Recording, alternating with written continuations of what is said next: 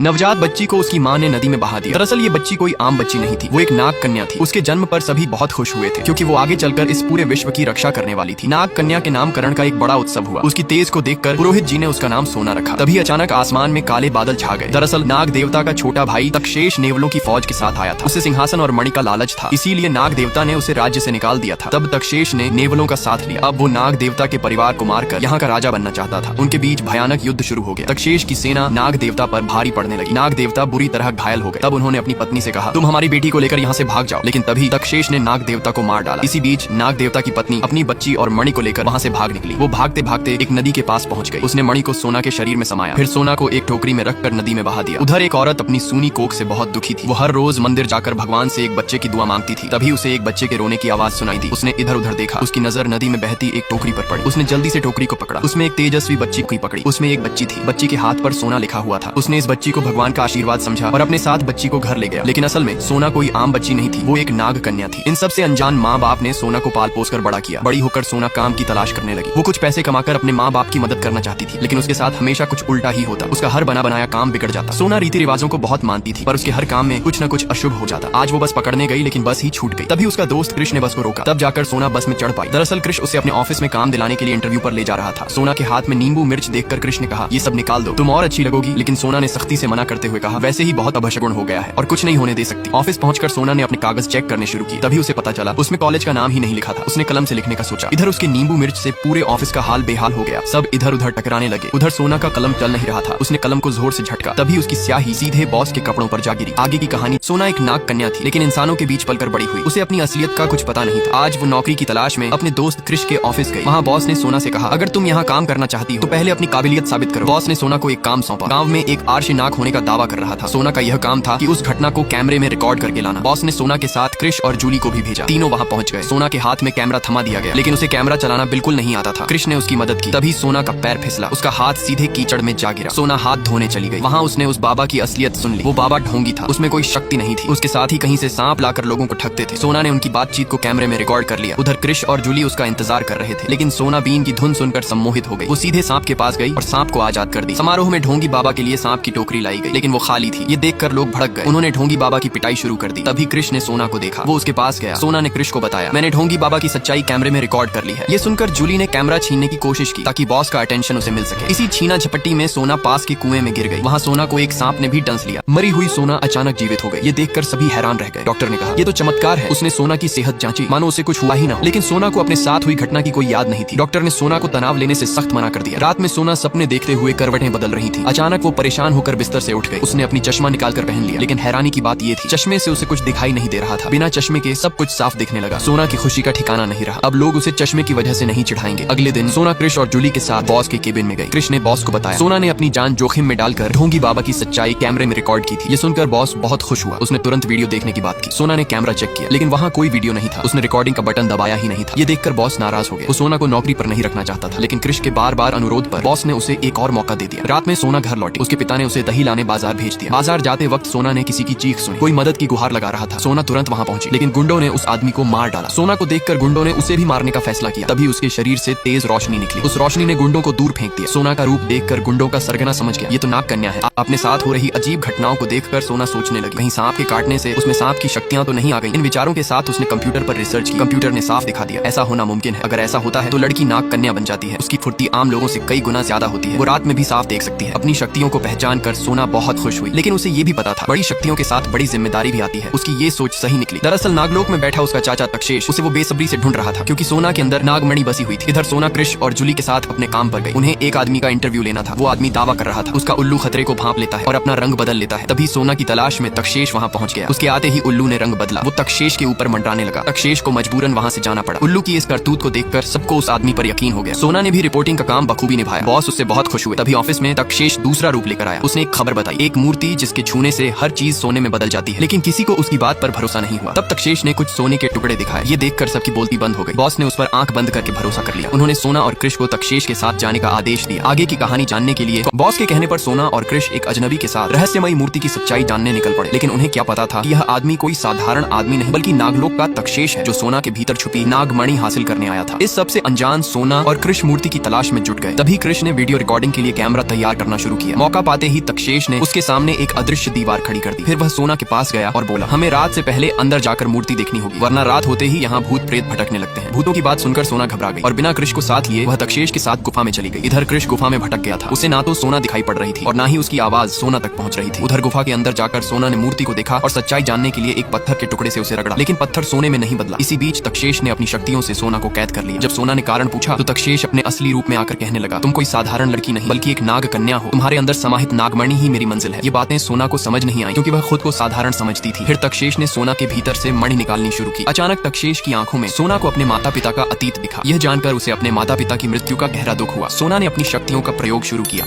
शराब पीकर दो आदमी जंगल के रास्ते घर लौट रहे थे। तभी उन्हें एक अजीब सा साया दिखाई पड़ा। वह साया उनमें से एक को अपनी ओर खींचने लगा और उसे अपने साथ ले गया। दरअसल यह एक दुष्ट साया था जो लोगों के डर से शक्ति हासिल करता था। अगर कोई आदमी डर महसूस करता तो यह साया उसे शिकार बना लेता था। आज यह आदमी शराब के नशे में अपनी पत्नी के ताने से डर रहा था, इसलिए साये ने उसे अपना शिकार बना लिया। इधर नाग कन्या सोना के अंदर अब गजब की फुर्ती जाग उठी थी, लेकिन वह अपने माता पिता के सामने साधारण लड़की बनने का नाटक करती थी। आज ऑफिस जाते समय उसने देखा कि एक लड़का गाड़ी के नीचे आने वाला है। ऐसा देखकर वह तुरंत नाग कन्या का रूप धारण करके पलक झपकते ही लड़के को गाड़ी के सामने से हटा लिया। यह देखकर आसपास के लोग हैरान रह गए। सोना तुरंत वहां से हटकर अपने सामान्य रूप में लौटी। फिर वह जल्दी से ऑफिस पहुंची। वहां बॉस ने उसे और टीम को एक काम पर भेजा। वे उस आदमी के पास गए जिसके दोस्त को काले साये ने शिकार बनाया था। आदमी ने बताया, इस पेड़ के साये ने मेरे दोस्त को गायब कर दिया। सच्चाई जानने के लिए सोना पेड़ के साये में जाने लगी, लेकिन अचानक कृष्ण ने उसे रोक लिया और सोना भी नहीं चाहती थी कि उसकी सच्चाई किसी को पता चले। फिर वे न्यूज कवर करने के बाद वहां से निकल आए। सोना घर के सामने उतरी, तभी उसने देखा कि कृष और जूली की गाड़ी के पीछे वही काला साया पड़ गया। यह देखकर वह तुरंत नाग कन्या के रूप में साये का पीछा करने लगी। आगे की कहानी नेक्स्ट पार्ट